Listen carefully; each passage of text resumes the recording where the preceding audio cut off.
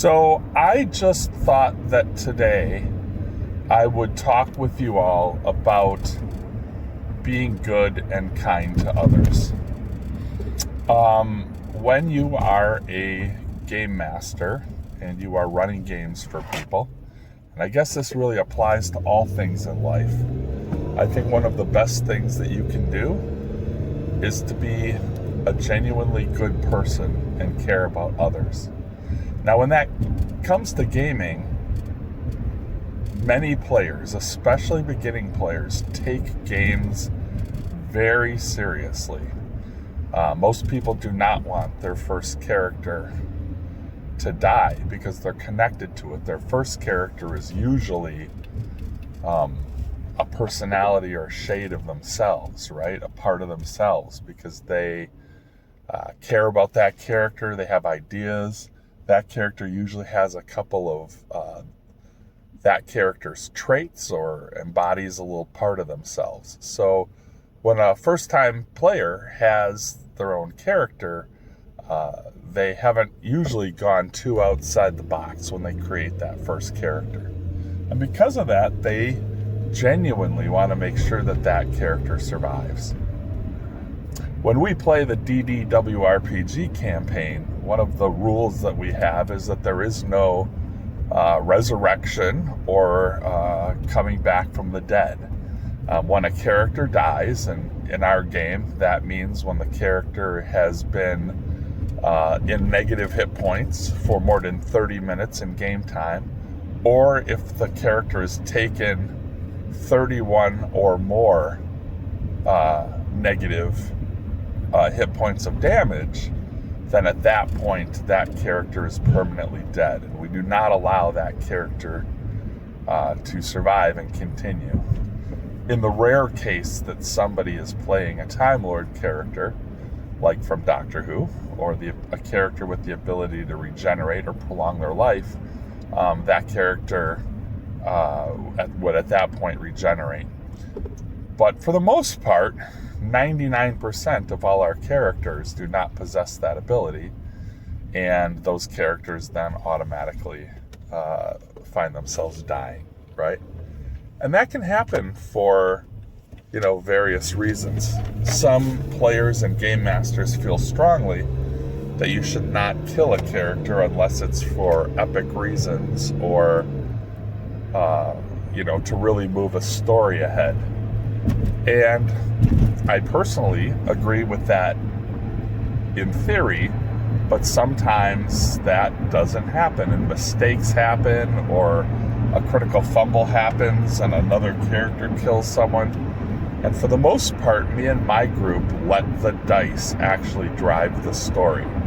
And that means that characters do in fact die in our game. Now, I wanted to talk about kindness today. So really what I wanted to have a chat about was making sure that you understand the feelings and the emotions of the players that you're with. If a player's character does die and you need to move forward with the game, it's okay to take a moment and let that character understand what happened. All of this is helped along by fair play. And by fair play, I mean making dice rolls, especially critical dice rolls that could hurt or kill a player, doing those rolls in the open and not hiding those, not doing them behind a game master screen, or not just simply declaring that somebody is severely hurt or dead as a character, right? And doing that in the open, or sometimes even letting the player themselves roll that critical roll, or maybe the damage that's going to go to their character, then that kind of came from their hand. And that's a great way sometimes to avoid arguments. But the kindness that the players need really comes from making sure that the game master or the people at the table don't just outright laugh or mock the player or for doing something foolish or stupid, or acting like it's not a big deal. that happened. To that particular player, it often really is a big deal. And it's important that they feel that respect for the loss that they just had. And even though we're talking about make-believe, characters and characters in a game, respecting especially those younger or first-time players, or those people who are losing their first character,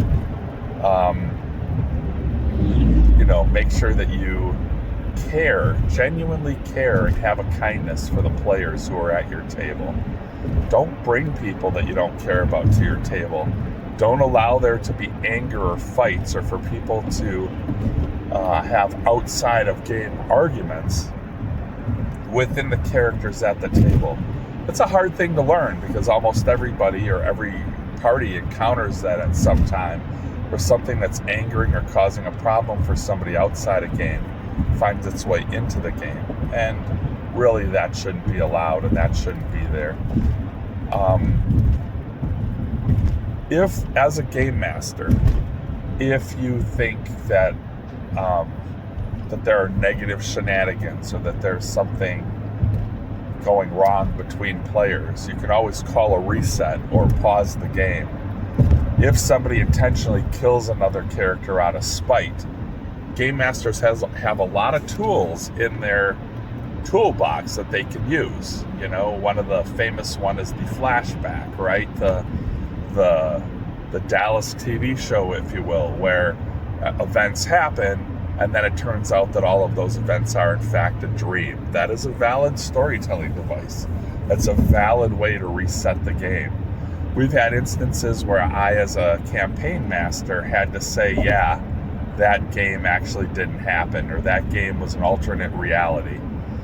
Playing a game that deals with time travel and multiple dimensions, that's an easy thing to do. Even if you're playing a simple game like Dungeons and Dragons, and somebody dies, and everyone's like, oh my gosh, you can reset that game if there was nefarious play at work, or really if a character dies before their time, and you don't want that to happen, you can set that in an alternate reality, or in a plane of hell, or a different ethereal plane, where it turns out that character and those characters were acting that way on that certain day, but that isn't the reality of your primary universe.